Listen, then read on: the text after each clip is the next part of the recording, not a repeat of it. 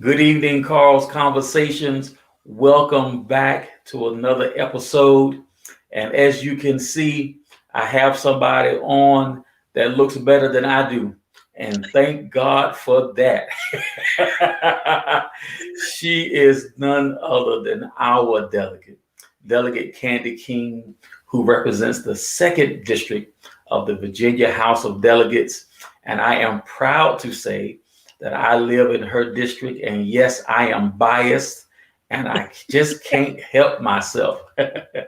uh, we got to know each other when she was campaigning, and my wife and I did what we could to work with Candi King. Let me tell you something. I have voted for people before and supported politicians, and then have been very, very disappointed. But it's only been maybe about 2 months now that she has been in office, but we are not disappointed. We do have someone in Candi King who is tremendously connected, not only to the district as far as geography goes, but to the people in the district, to the cares of the district, and to the heartbeat of the district. And we're very proud of her thus far. She promised me while she was campaigning that she would not break her connection, and she said that she would keep us informed. And let me tell you something. I come from the school of thought where when you make a promise, you don't have to be reminded. And let me tell you, I didn't have to remind her. She said, "Okay, I'm back. What we're gonna do?" And I appreciate it. And there's Daniel Bowman, Pastor Daniel Bowman. God bless you, brother. He's here with us. He is a big part of the Carlsconversations audience. Welcome, Delegate King. God bless you. Good to see you again. Good to be here. Thank you so much for having me. I apologize. I'm in the car, but as you know, I'm a mom of three and a mother's work is never done. So I actually had an appointment with my daughter that went a little over. So my husband, and the kids got to go have some pizza while I joined this conversation because they know, like I know, that you have a heart for the community. And this was just something that I have to prioritize because it helps me connect with the people who have put their faith in me. And I do not take that lightly at all. So thank you so much for always opening your doors to me. Well, you're welcome, and you absolutely deserve it. Want to remind the audience real quick, make sure that you share what we're doing here. Make sure that you start a watch party. Call somebody right now who may have forgotten that we're on. Let them know that Delegate Candi King is on. And if they don't hurry up and join us, they're going to miss it live. And they can always catch it on the replay. But we want as many to But catch it's not this the live. same. It's not the same. We want you live. And listen, your questions and comments are welcome. Now we got about 27 more minutes with Delegate King, so she's going to give us an update on what's going on. And if you have a comment or question, I'll definitely make sure we get to it. Well, but the Delegate King, what a session! I was reading some of these things that you got accomplished, and first on the list, and near and dear to my heart right now, is that funding for the expanded COVID-19 vaccinations, and then Woodbridge has a mass vaccination site right over there at the Potomac Mills Mall. At Potomac Mills, yeah. I imagine you might have had a little something to do with it. I'm just saying. It's a team effort. I'm very happy to see this expansion. I was over there the other day and seeing people get in and out to get this important vaccination. I think especially for Black and Brown communities that have been disproportionately impacted by COVID, the more we can do to increase access, the better.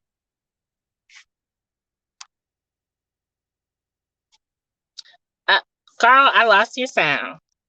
Yeah, that's what happens when I put myself on mute. Thank you. That'll happen. But you are absolutely correct.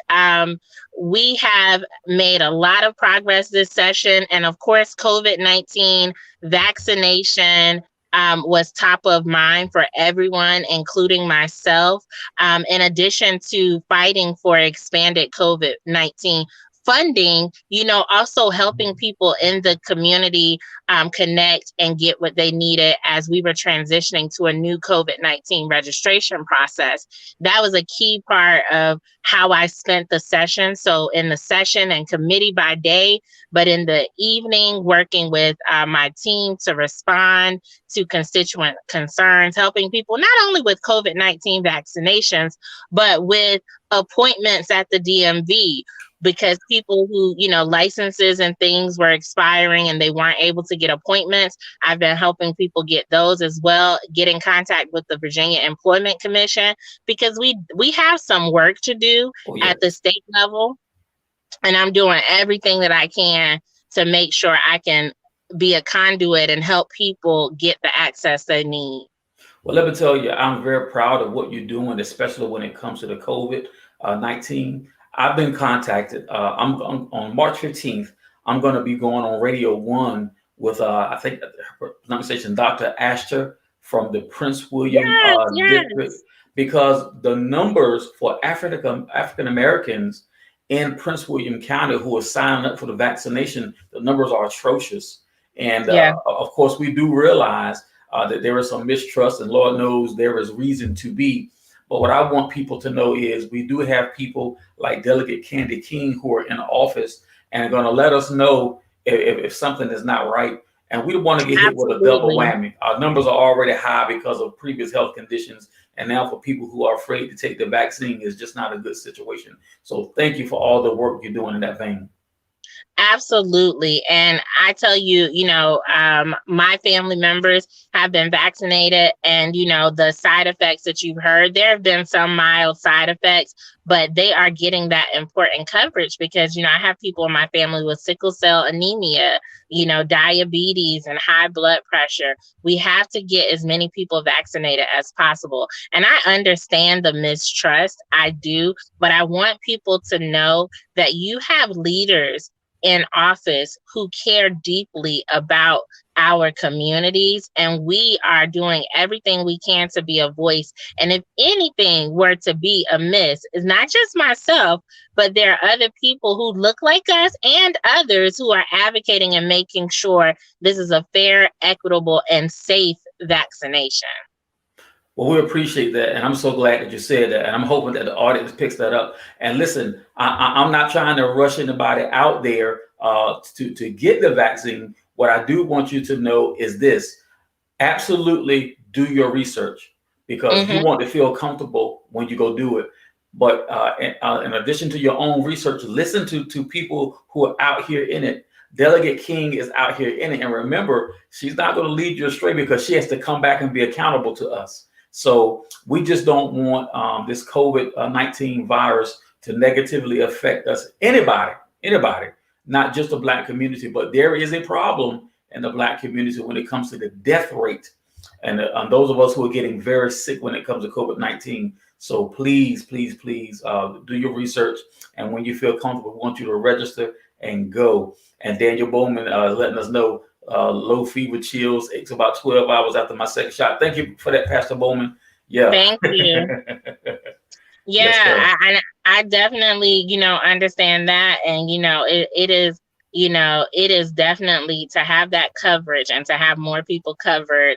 I know there is some discomfort. I don't take away from that at all, but it's worth it. It's worth it. And also, so in addition to the COVID funding, we also have unprecedented funding for our public schools to come out of this session. I'm very proud of that. And in addition to that, I was able to pass House Bill 2316, which codifies our special education process for determining eligibility.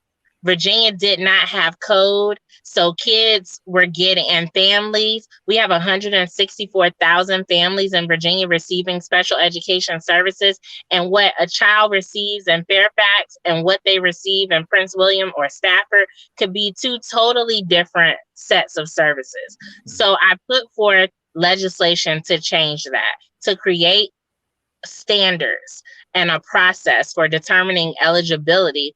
and also to teach our graduates who are graduating with K-12 general education degrees, to teach them their role in the IEP process, which is very critical too, because we have to remember our children with special needs.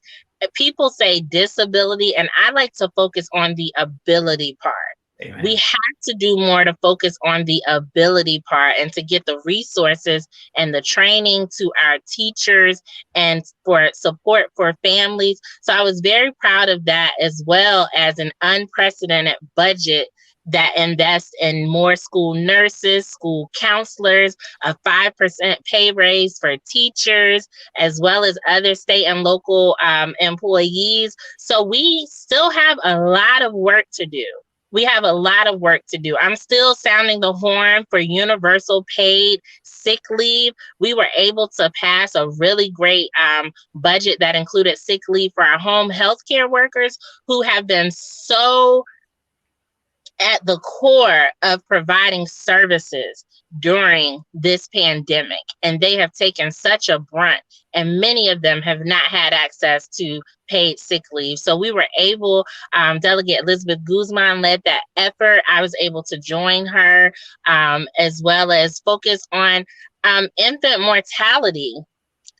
So I'm focusing on infant mortality as well. We know this is something that Black mothers and families are suffering with. So this was a session that we walked away with tremendous wins for working families, for children, for our teachers. So I'm very excited about it. Me too. I'm hoping that hike in the teacher pay will help Stafford County and Prince William County attract even more very high class and high grade teachers and administrators that will be very good for our youngsters who are in the public schools.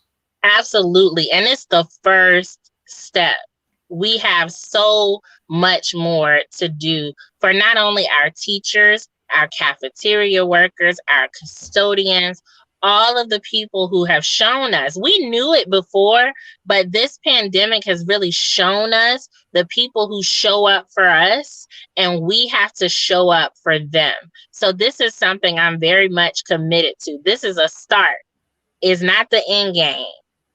Well, thank you for starting. We really appreciate it. And I tell you, I'm sure a lot of our seniors are going to be very pleased for this deal that you've negotiated to lower the prescription prices. Now, that's got me a little excited myself. I'm not quite senior yet, but I'm on the way. Yeah, we got a plan for it, right? That's right.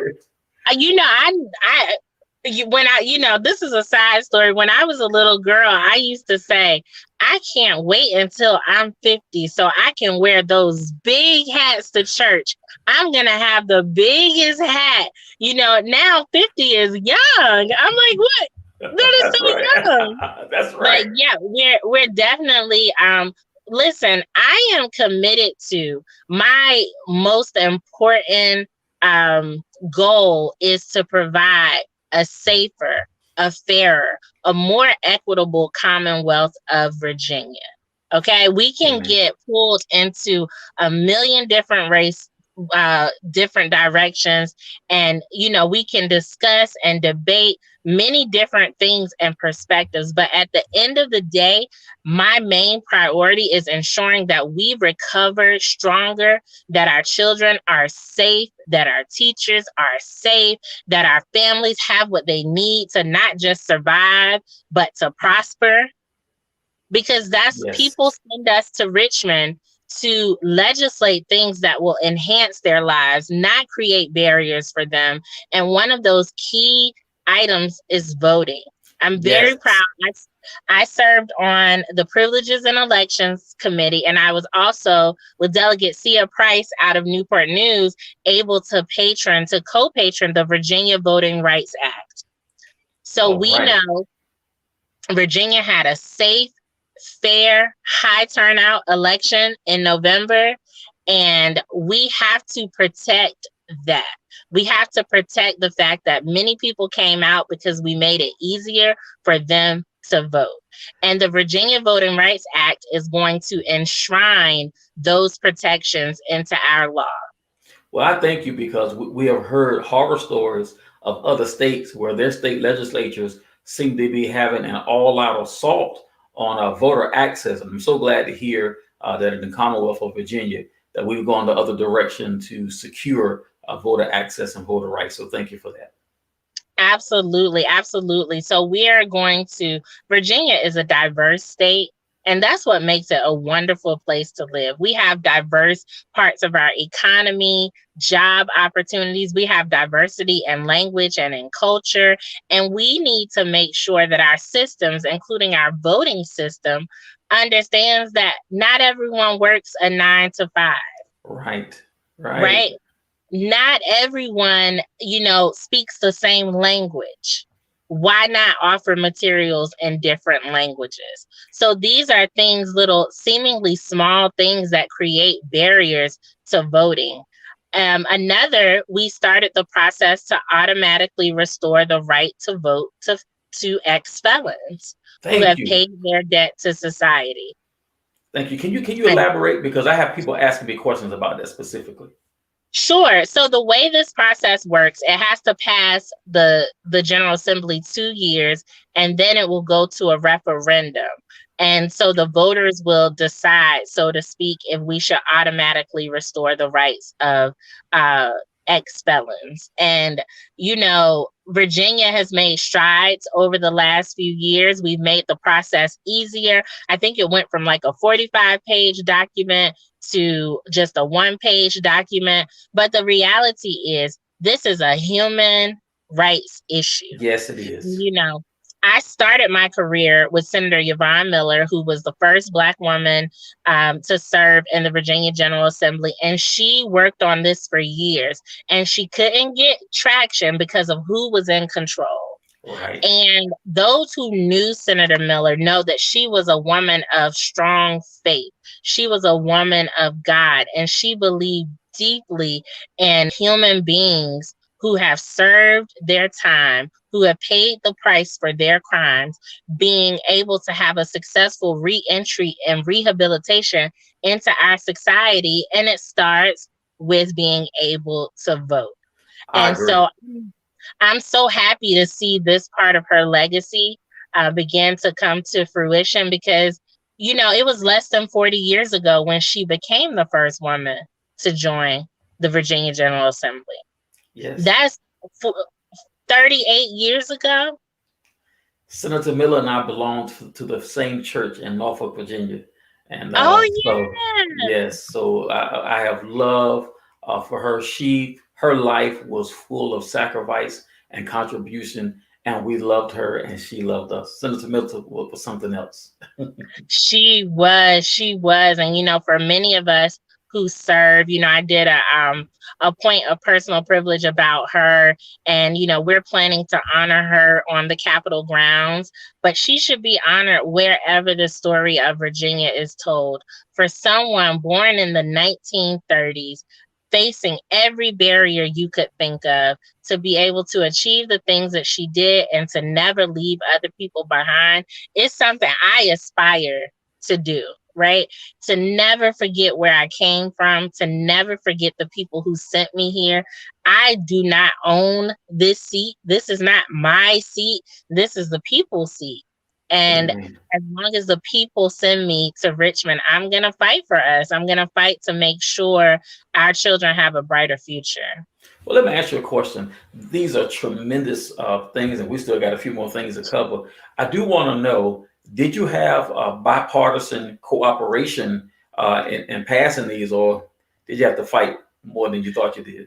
A few of them I had bipartisan cooperation for many of them, right? Doing the work, explaining to people what it is I'm trying to do, and doing the work in that way. But I had 3 bills that focused on supporting small women and minority-owned businesses.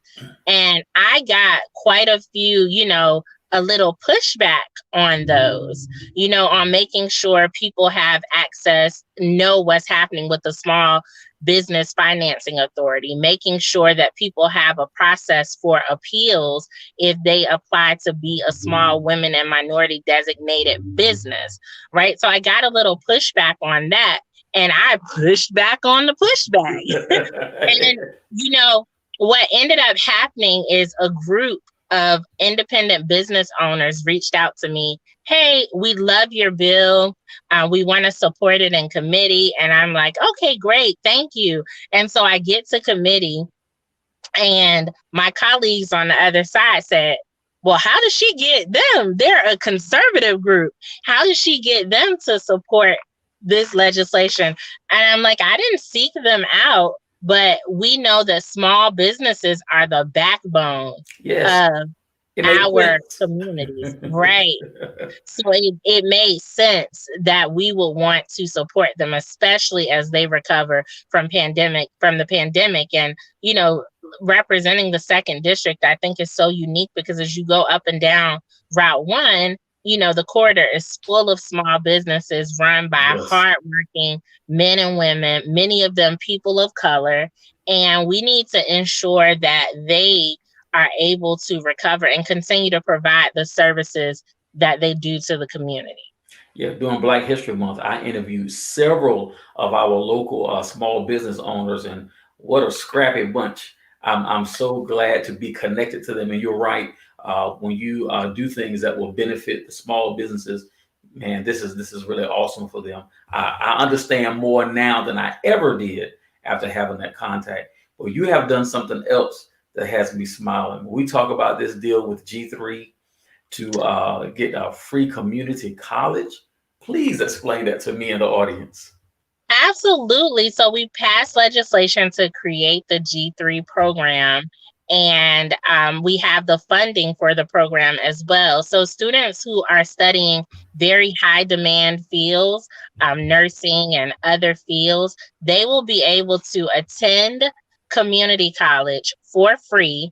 And in exchange, they have to do for each credit hour, an hour of community service, which is very exciting for me personally, because I mentor high school students in Prince William County. And a lot of them are seniors. They're planning their college careers, and they fear graduating and incurring a lot of debt. So this will allow those who choose to go to Nova or to other community colleges to study fields that we need them. This will give them a no cost option to do that. So I am super excited about the G3 program. Yeah, that is awesome. How did that come about? So this was actually it's been the work of many people for many years to move towards a low to no cost model. But Virginia and my colleagues, before I even came along, they did some things last year when the pandemic was starting to safeguard our budget, right? And so the economy recovered a little better than we expected. And so we had to decide, how do we want to invest this money? And we know that investing in our young people, you can never go wrong. They are our future nurses and doctors. And so joining the speaker, so the Speaker of the House, joining her and leading this effort, it was critical. And in addition to that, because I didn't share this with you, but we also have in the budget the Virginia Recovery Fund, which is millions of dollars designated for small businesses to help them recover from the pandemic. Oh, wow, this is awesome. I'm so glad you're doing that. You got something else here now with this expanded child care voucher program, and that ties into the small businesses. So many of our women have come out of the job market since the since the restrictions, because now all the schools are closed and the children Yeah. are home. So many of our women quit their jobs, and men too, but of course, women at a higher scale Right. quit their jobs to do homeschooling and all this kind of stuff. I mean, man, it was crazy. So now to help get them back to work, I'm so glad we extended the child care voucher. That's going to be working hand in hand with helping those who had to come out of the market for various reasons to get back in. You're going to need that child care. You're going to need that. And this is especially important for our region, because what it does is it expands the threshold of, annual salary for who can qualify for the child care voucher program. So we know that some of our jobs, they may pay a little more than other parts of Virginia, but we also pay a higher cost of living. So, what is, considered low or middle income in other parts of the state is very different here in Northern Virginia. So I'm excited we were able to expand that, because women are definitely feeling the job brunt of the pandemic and of schools being closed, and it's impacting a lot of families. So I'm excited about that as well. No doubt about it. We are concerned also for your safety. We know the posture in our nation, but we also know that Virginia has several of those hate groups and those militias. Can you tell us anything as far as the Capitol in Richmond? Is there any activity? Are you feeling safe there in the Capitol when you go? So on the House side, we actually had our session virtually. And so I was in session virtually. So I was home most of the time. And the governor and us and the Capitol Police and state police, to their credit, after the events of January 6th, they really, before the events of January 6th, they put up extra security and provided us with resources. You know, Stepping into public service, into public life, there is sometimes the fear of, the what if, and the people who don't like your position, or the people who don't agree with you, or all out, just like people who are full of hatred. But I fear not, because I know who holds my future. And I know that, when I think about people like Senator Miller and others, it gives me the strength to move forward boldly without fear, because I know that they suffered so much more threat, intimidation, and all of these things because of the time period they served in. And so, I don't personally, while I know there are people out there who don't like what they see when they see me, and that is absolutely fine, but I know that I'm covered.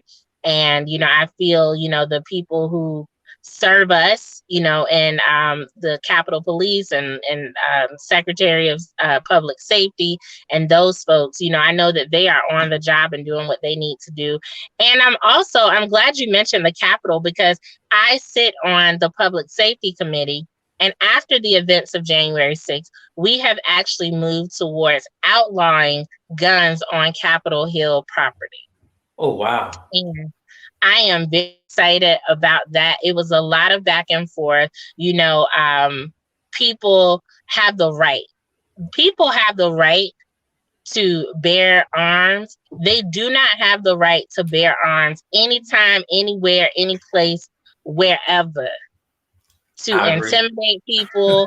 I said, to someone who, wanted to debate me on this is the people's house. Yes. And people should be able to come here, and you should be able to meet with your legislators, and you should be able to speak your position. You just have to leave your guns at home or in the car, whatever your choice is, because other people should not have to worry about coming to the Capitol and having to face people and their weapons. I agree wholeheartedly, and I'm glad we're marching in that direction. And this is all good stuff. Well, Delegate King, I know that our time is winding up here, but I just wanted to give you an opportunity to speak to the audience. What can we do as constituents to help you to do your job? I know that you're accountable to us, but there are some things that we need to be doing too. And I want the people to hear it directly from you. Absolutely. I will be during the session, I've had office hours during the week. Now that the session is over, I have office hours every Saturday. You can go to my website, candikingforva.com, and you can see different ways that I can support you. But you can also come to office hours and use your voice. If you see something happening, say something, let me know if there's anything I can do to help. I am willing to do it. So I really need people to use your voices. I had someone in my neighborhood say, we had a speed sign put up, and this was about 2 weeks ago. And one of my neighbors said, I guess I have you to thank for it. I said, absolutely, because someone called and told me people were blowing through the stop sign. They were worried about the kids, and I did what I needed to do, even though, it's not a state issue. I was able to use my contacts to make sure we got what we needed. And that is what I'm here for.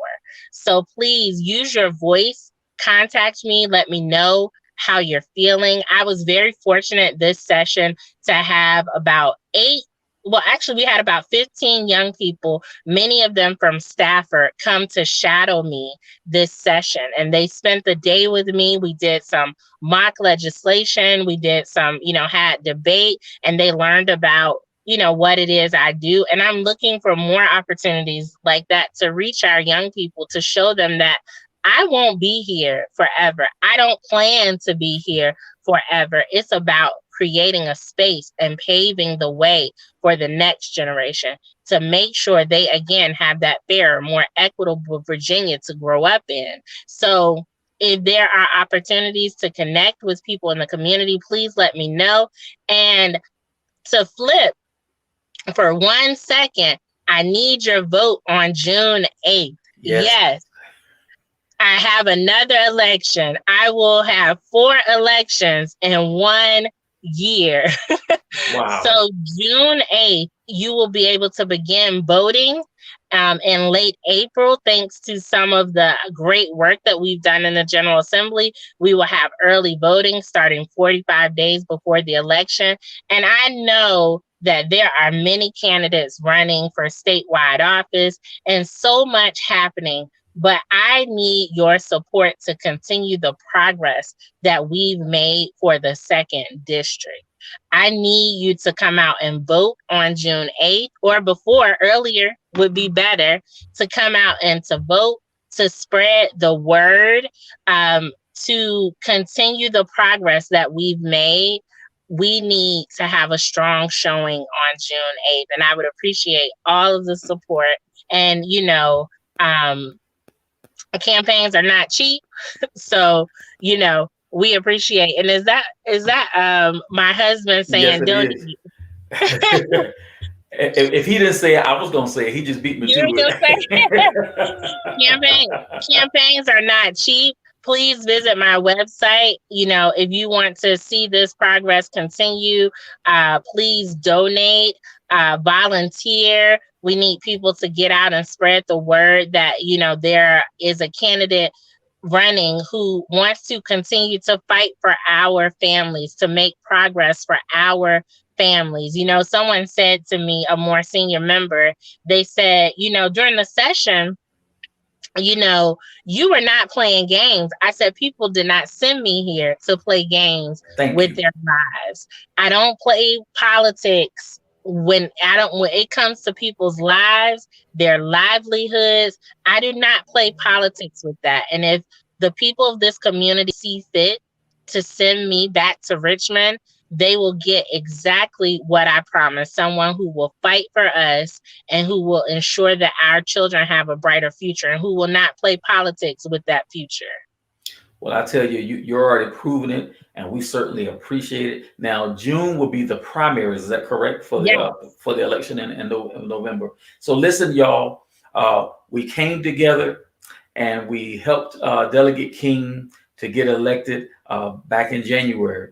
We got to commit to do the same effort through the primaries in June to get her to the November elections. And then we're going to push again and push her over so she can serve a full term during that time. And I want you to know, Delegate King, and also you, Mr. Joshua King, Carlsconversations is here for you. I am biased and I'm not ashamed. So whatever we can do to help you or your campaign, we're going to do it. And I'm going to do something right now for all of you who are listening live, and we'll catch this on the replay. You heard Brother Joshua King when he was here, and he taught us how to run. He spent some time on the donation part. There are so many things that need to be paid for during a campaign, and we got to put our money where our mouth is. And so all of us can't be the big $5,000-$10,000 donors. We can't do that. But I tell you what, we can be $25 donors. We can be $50 donors. We can be $100 donors. We can do that, and we can talk to our friends and family to do the same thing. And not only to donate, but let's push people to the polls. You have family members who may have a felony record, and they don't understand that times have changed and they can get their voter rights back. We want to get them on the voter rolls. You have family members who are 17 right now, but will turn 18 in time enough to vote in the primaries in June and also for November. Let's talk to them. Let's get them engaged. Let's go. Let's go. Let's go. Candi King needs you. Carlsconversations needs you. We got to get it done. Virginia needs you. We got to get it done. Absolutely. So, Delegate King, thank you so much for your time. Thank you for your transparency. Thank you for letting us know what's going on in our state and how this is affecting us here in the district. We appreciate you. Thank you so much. It's my pleasure as always. And as you know, you'll still hear from me. Thank you so much. Well, listen, you enjoy dinner with the family and you have a great evening. Thank you. You too. All right, Carlsconversations. Until next time, may God bless you and may heaven smile upon you. Bye-bye.